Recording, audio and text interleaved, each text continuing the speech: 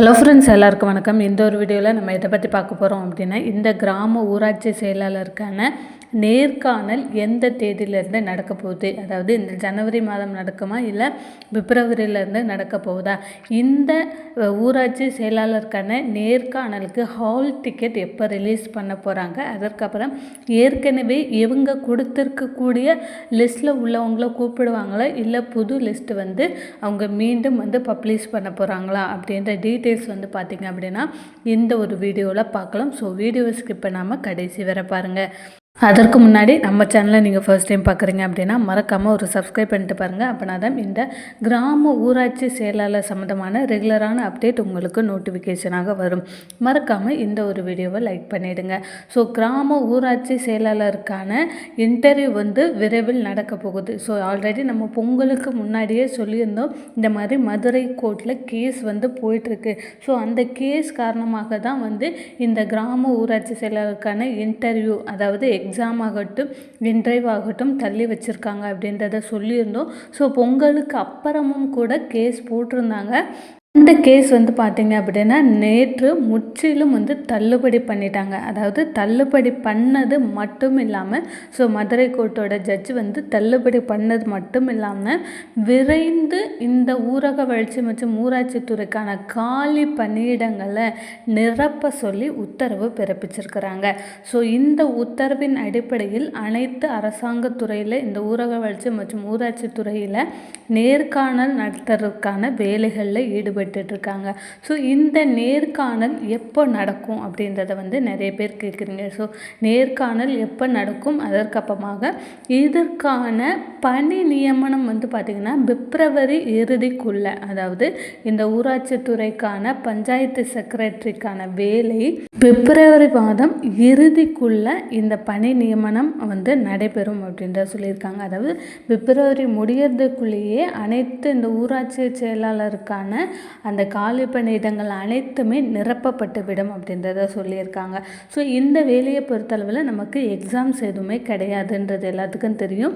டைரெக்டாக இன்டர்வியூ மட்டும்தான். ஸோ இந்த இன்டர்வியூ ஆல்ரெடி ஒரு தடவை வச்சுருந்து கேன்சல் பண்ணிட்டாங்க. அதுக்கு ஷார்ட் லிஸ்ட்டும் வந்து ரிலீஸ் பண்ணாங்க.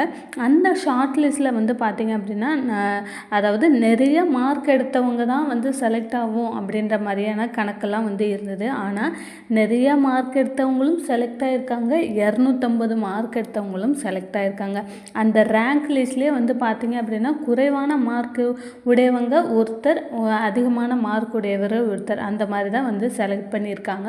ஸோ அவங்க வந்து அதை எப்படி செலக்ட் பண்ணாங்க அப்படின்னா ஒரு இடஒதுக்கீட்டின் அடிப்படையில் தான் வந்து செலக்ட் பண்ணியிருக்காங்க. ஸோ இந்த செலெக்ஷன் லிஸ்ட்டில் செலக்ட் ஆன எல்லாருமே வந்து பார்த்திங்க அப்படின்னா தாராளமாக இன்டர்வியூக்கு படிக்க ஆரம்பிச்சிடலாம். ஸோ இன்டர்வியூக்கு நீங்கள் படிங்க.